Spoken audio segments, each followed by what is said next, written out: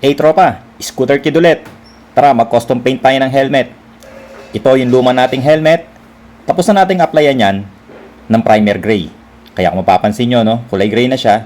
Ginamit natin dyan Surfacer UCH210. At syempre, pwede ka rin gumamit ng mga 2K04 epoxy surfacer.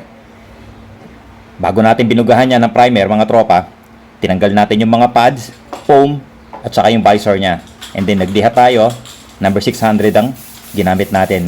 At ngayon, binubugahan ko na to ng blue.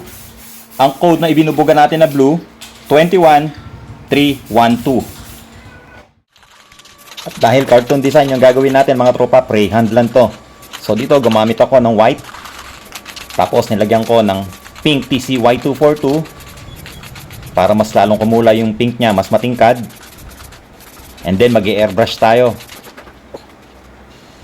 Halo-halong kulay to, mga tropa, no? So dito gumamit tayo candy blue. Ito yung marine blue Y139. So walang pattern yan, mga tropa, as in freehand talaga.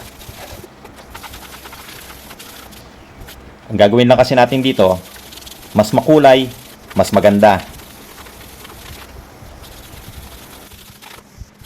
Tapos konting effect naman ng white. Lilinyahan lang natin to ng mga white. Gagamit din tayo ng black, mga tropa.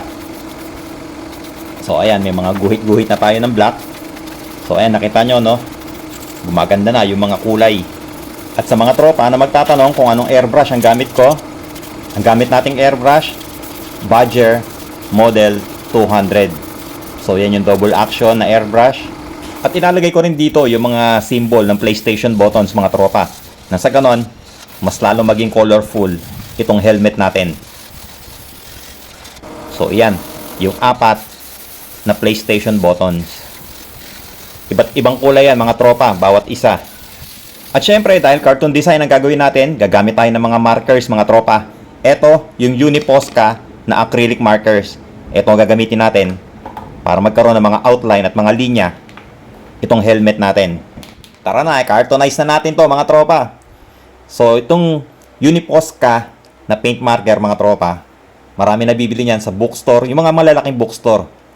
Pero mas magandang bumili sa online, sa Shopee. Kasi kumpleto at makakapili ka talaga ng kulay. Lahat ng kulay meron yan, mga tropa. Medyo may kamahalan pero worth naman. Pagka ginamit mo, napakalupit niya. So ayan, black tapos white ang ginagamit natin dito na Uniposca, mga tropa. At meron ding mga thickness yan, ha. Merong manipis, merong malalapad, yung mga chisel point. So ayan, mga tropa, nakita nyo? Cartoon na! So ganyan lang kasimpleng gumawa ng mga cartoon design. Pwede nyo rin gamitin yan kahit sa part ng motor na gusto nyong pinturahan.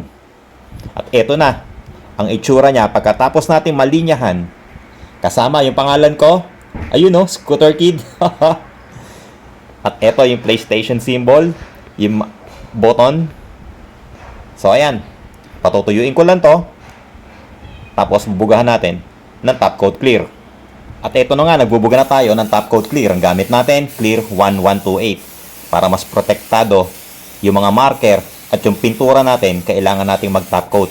So ang ginawa natin dito, mga tropa, no, binugahan natin yan ng 3 coats. Tapos pinatuyong maigi. Nag-wet sanding tayo, number 800. And then nilinis natin mabuti yan, mga tropa. At ngayon nag-a-apply na ako ng final coat. Ito na yung pinakahuling coat ng top coat clear. So kung mapapansin nyo, dahan-dahan lang yung buga ko. Kasi wet application yung ginagawa ko, mga tropa. Mas maraming clear yung ibinubuga ko, nang sa gano'n, mas maganda naman yung kintab niya kapag natapos na. Alright, mga tropa, tapos na itong helmet natin. Yung luma nating helmet, eto na, oh. Apakaangas na ngayon. Cartoon design na. At yung kintab, mga tropa, tignan mo naman, di ba? Apakaangas. So ayan, mga tropa, no? Sana nakapulot na naman kayo ng kaunting kaalaman. Sana nakakuha na naman kayo ng kaunting idea kung paano gumawa ng mga cartoon design. Pwede nyo gawin yan sa mga fairings nyo, no? Hindi lang naman sa helmet. Basta sa lahat ng pwedeng pinturahan. Pwedeng-pwede yan, mga tropa. At yung kulay, depende sa inyo kung ano trip nyo. Kung anong gusto nyong design. Walang limit, mga tropa, ang custom painting. imahinasyon nyo lang ang limit. Alright? At syempre, doon sa mga nagtatanong na gusto magpapintura, mga tropa, hindi tayo tumatanggap ng paint jobs. Nag-share lang ako ng mga ideya. Sineshare ko lang sa inyo yung aking mga kaunting nalalaman kung paano mag-DIY ng pagpipintura gamit ang samurai paint. At syempre, sari-saring technique na rin yung ibinabahagi ko sa inyo. Yaang-yakan nyo yan. So, ulit, maraming salamat sa lahat ng sumusuporta sa Scooter Kid.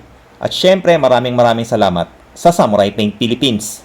So, paano mga tropa? Kita-kits ulit tayo next video. Ride safe palagi. Peace!